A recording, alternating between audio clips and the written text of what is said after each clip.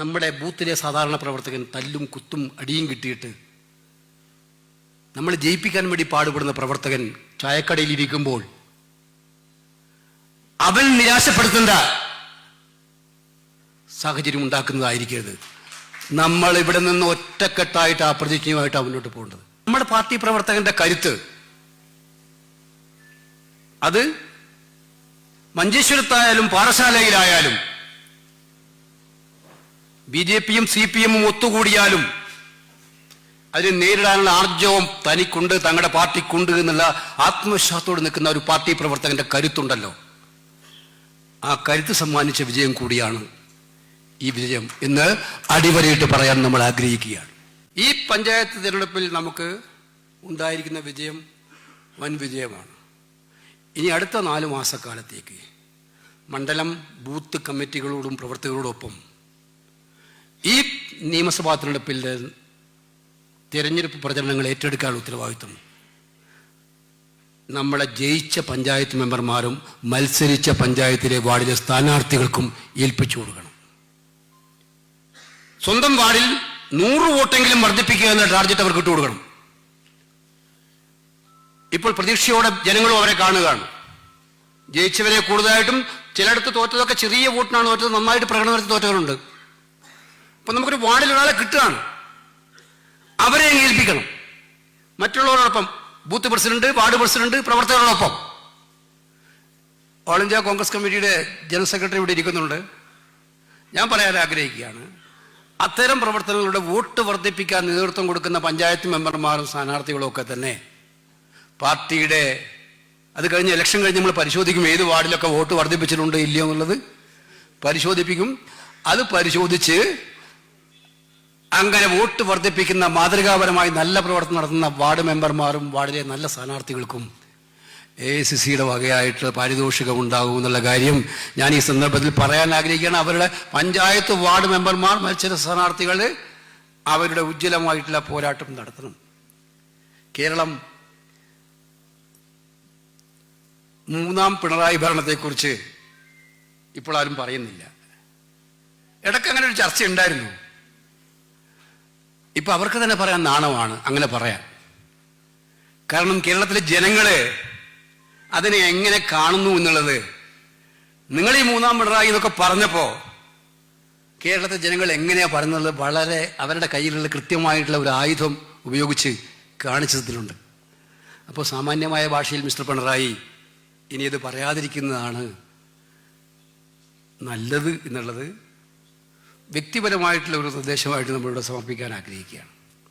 പക്ഷേ അവർ നിർത്തിയിട്ടില്ല. ഞാൻ നേരത്തെ പറഞ്ഞു, നമ്മളുടെ ഇടയിൽ അഭിപ്രായ വ്യത്യാസം ഉണ്ടാക്കാൻ, പിന്നെ BJPയെ എവിടെയൊക്കെ സൂചിപ്പിക്കാൻ പറ്റും. ഇപ്പോൾ ഇവിടെ സൂചിപ്പിച്ചു സണ്ണി ജോസഫ്. കോഴിക്കോടും തിരുവനന്തപുരത്തും 2 കോർപ്പറേഷനുകൾ ഏറ്റവും K മുരളീധരൻ ഇവിടെ നിൽക്കുന്നുണ്ട്. ഒരു വാർഡിൽ 12,000 വോട്ട്, മറ്റൊരു വാർഡിൽ 3,500 വോട്ട്. കോഴിക്കോട് BJPക്ക് സീറ്റ് കൊടുത്തതിന്റെ ക്രെഡിറ്റ് വേറെ ആർക്കും അവകാശപ്പെട്ടതല്ല, സാക്ഷാൽ പിണറായി വിജയൻ അവകാശപ്പെട്ടതാണ്. ആ വാർഡ് അങ്ങനെ വിഭജിച്ച് വോട്ട് കൂടാതെ BJPക്ക് എങ്ങനെ വാർഡ് വർദ്ധിപ്പിക്കാൻ കഴിയുമെന്നുള്ള പരീക്ഷണം നടത്തിക്കൊടുത്ത ആളാണ് പിണറായി വിജയൻ കോഴിക്കോട്. ഞാൻ കോഴിക്കോട് പ്രത്യേകിച്ച് എല്ലാവരെയും അഭിനന്ദിക്കുന്നു. കോഴിക്കോട് DCCM പ്രത്യേകമായി അഭിനന്ദിക്കാൻ ആഗ്രഹിക്കണം. അവരുടെ ടീം വർക്കിനെ, അവിടുത്തെ ആ ഒരു നല്ല വിജയം നേടിയെടുക്കുന്നതിന് അവർ നടത്തിയിട്ടുള്ള പോരാട്ടത്തിന് ജയിച്ച എല്ലാവരെയും അഭിനന്ദിക്കുന്നതോടൊപ്പം അപ്പൊ പിണറായി വിജയൻ അടങ്ങിയിരിക്കുമെന്ന് കരുതേണ്ടതില്ല. അണിയറയിൽ എന്തൊക്കെയോ ചർച്ചകളുണ്ട്. പക്ഷെ മനസ്സിലാക്കിക്കോ, ഞാൻ നേരത്തെ പറഞ്ഞു, 2 പേർക്കും ശത്രുവായിട്ടുള്ള കോൺഗ്രസിനെ എങ്ങനെയെങ്കിലും തോൽപ്പിക്കാൻ നിങ്ങൾ ശ്രമിക്കും. അങ്ങനെ 2 പേർക്കും ശത്രുവായിട്ടുള്ള കോൺഗ്രസിനെ നിങ്ങൾ തോൽപ്പിക്കാൻ ശ്രമിക്കുമ്പോൾ ആ തോൽപ്പിക്കാൻ ശ്രമിക്കുന്ന സാഹചര്യത്തിൽ ഞങ്ങൾ തോൽക്കുകയില്ല എന്ന് തെളിയിച്ച് തെരഞ്ഞെടുപ്പായിരുന്നു തദ്ദേശ തെരഞ്ഞെടുപ്പ്. കാരണം ജനം വിഡ്ഢികളല്ല, പ്രത്യേകിച്ച് കേരളത്തിലെ ജനങ്ങൾ വിഡ്ഢികളല്ല. അവരാഗ്രഹിക്കുന്നു BJPയുമായിട്ട് അവിഹിത കൂട്ടുകെട്ട് വർദ്ധിപ്പിച്ച് മുന്നോട്ട് കൊണ്ടുപോയി. ഇപ്പം PM ശ്രീയിൽ കണ്ടത്, ലേബർ കോഡിൽ കണ്ടത്, ദേശീയപാതയുമായി ബന്ധപ്പെട്ട തകർച്ചയിൽ നമ്മൾ കണ്ടത് നിങ്ങൾ കണ്ടില്ലേ? ഓരോ ദിവസവും കിട്ടുന്ന വാർത്തകൾ എന്തായിരുന്നു? ഓരോ ദിവസം ഇപ്പൊ വന്നുകൊണ്ടിരിക്കുന്ന വാർത്ത, ഏത് ജില്ലയിലാണ് ദേശീയപാത തകരാത്തത്? കേരളം കണ്ട ഏറ്റവും ഭീകരമായ അഴിമതിയായിട്ടൊന്നും മാറിയില്ലേ? നമ്മളെല്ലാം റോഡിന് വേണ്ടിയിട്ടായിരുന്നു. സുരക്ഷിതമായ റോഡിന് വേണ്ടിയിട്ട്, നല്ല റോഡിന് വേണ്ടിയിട്ട്. പക്ഷെ ആ റോഡിനെ പണം സമ്പാദിക്കാനുള്ള മാർഗമാക്കി നിങ്ങൾ മാറ്റുമ്പോൾ രണ്ടുപേരും തമ്മിലുള്ള കള്ളക്കച്ചവടത്തെ പരസ്പരം ന്യായീകരിച്ചുകൊണ്ടിരിക്കുകയല്ലേ? അപ്പോ ഈ എല്ലാ പദ്ധതികളിലും കേന്ദ്ര പദ്ധതികൾ നടപ്പിലാക്കാൻ വൃത്തി കാണിക്കുന്ന കേരളത്തിന്റെ മുഖ്യമന്ത്രി ആ വിശുദ്ധ ബന്ധവും കൂട്ടുകെട്ടും തുടരുക തന്നെ ചെയ്യും എന്ന് മനസ്സിലാക്കിക്കോളൂ.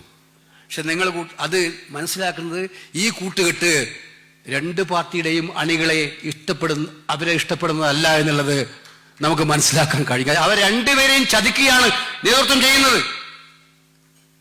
കുറച്ചു പേരുടെ സ്ഥാപിത താല്പര്യങ്ങൾ സംരക്ഷിക്കാൻ, നേതാക്കളുടെ താല്പര്യങ്ങൾ സംരക്ഷിക്കാൻ രണ്ട് പാർട്ടിയുടെയും അണികളെ ബലിയാടാക്കിക്കൊണ്ടുള്ള ഈ അവിശുദ്ധ കൂട്ടുകെട്ടായിരുന്നു പഞ്ചായത്ത് ഇലക്ഷനിൽ കണ്ടതെങ്കിൽ അത് വരുന്ന നിയമസഭാ തെരഞ്ഞെടുപ്പിലും അവർ പരീക്ഷിക്കാതിരിക്കില്ല എന്ന് മനസ്സിലാക്കിക്കൊള്ളുക. അത് ഞങ്ങൾ തിരിച്ചറിയുന്നുണ്ട്. ഈ അവിശുദ്ധ കൂട്ടുകെട്ട് തിരിച്ചറിയുന്നുണ്ട്. ഈ കൂട്ടുകെട്ട് ജനങ്ങൾ തിരിച്ചറിയുന്നുണ്ട്, മനസ്സിലാക്കുന്നുണ്ട്. കോൺഗ്രസിനെ സംബന്ധിച്ചിടത്തോളം നമുക്ക് എല്ലാവർക്കും അറിയാം, ജനാധിപത്യ മതേതര ജനപക്ഷ നിലപാടുകളിൽ 1% പോലും വെള്ളം ചേർക്കാൻ എന്ത് സാഹചര്യം ഉണ്ടായാലും ഈ പാർട്ടി ഉണ്ടാകില്ല എന്നുള്ളത് ജനങ്ങൾക്ക് ഉറപ്പു നൽകുന്ന പാർട്ടിയാണ് നമ്മൾ. അതുകൊണ്ട് തന്നെ ഈ തെരഞ്ഞെടുപ്പിൽ ആ നിലപാടുകളുമായി നമ്മൾ മുന്നോട്ട് പോകും.